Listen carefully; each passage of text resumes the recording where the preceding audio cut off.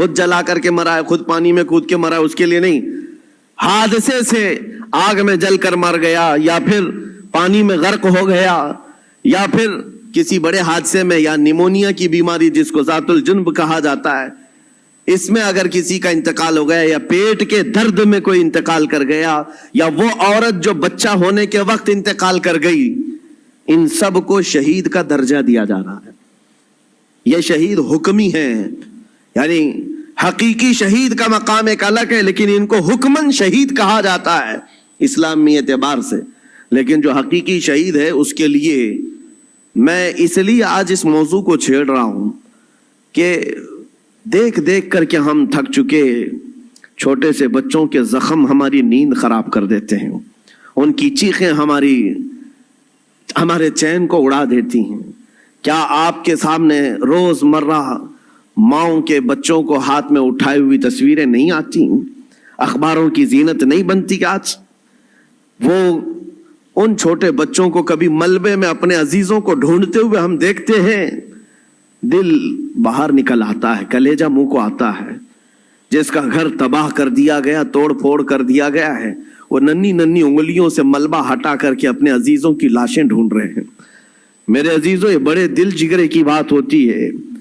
8 سال کی عمر میں، 6 سال کی عمر میں جن کے ماں باپ بھائی بہن سب چھین لیے گئے ہوں، اور اگر اس بچے کو زندہ رہنا ہے، ابھی زندہ رہنا ہے، تو اس کی آگے کی زندگی کا کیا ہے؟ اس کے پاس کوئی اسباب نہیں، لیکن پھر بھی وہ بچہ الحمدللہ کہتے ہوئے آگے بڑھتا ہے۔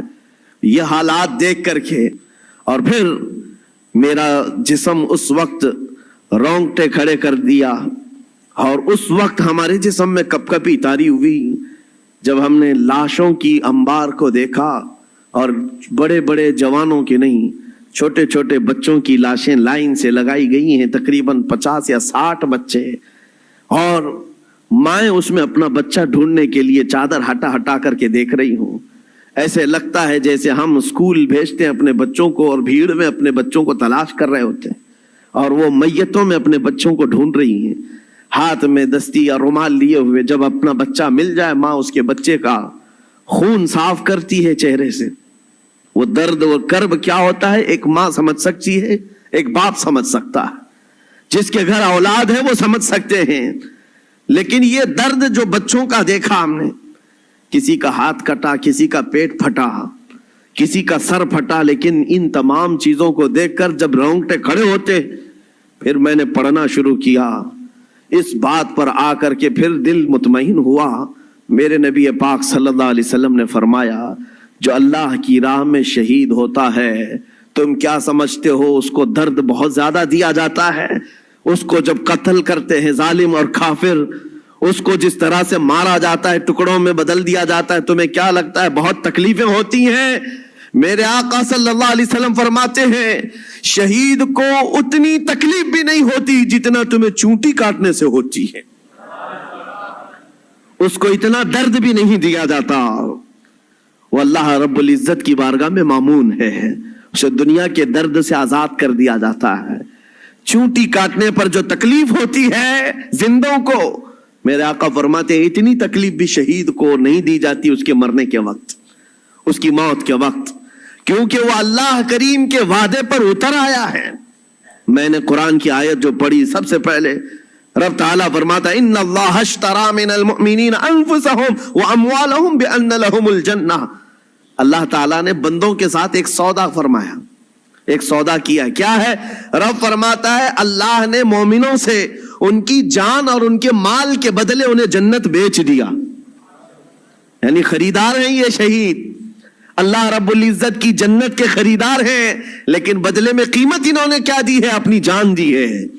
اللہ کریم کی بارگاہ میں اپنی جان پیش کر کے اس وعدے کو حاصل کیا ہے۔ یقیناً میرے عزیزو، رب تبارک و تعالیٰ کے وعدے کو حاصل کرنے والی یہ جماعت شہیدوں کی، یہ عام لوگوں میں نہیں ہوتی، عام انسانوں میں نہیں ہے۔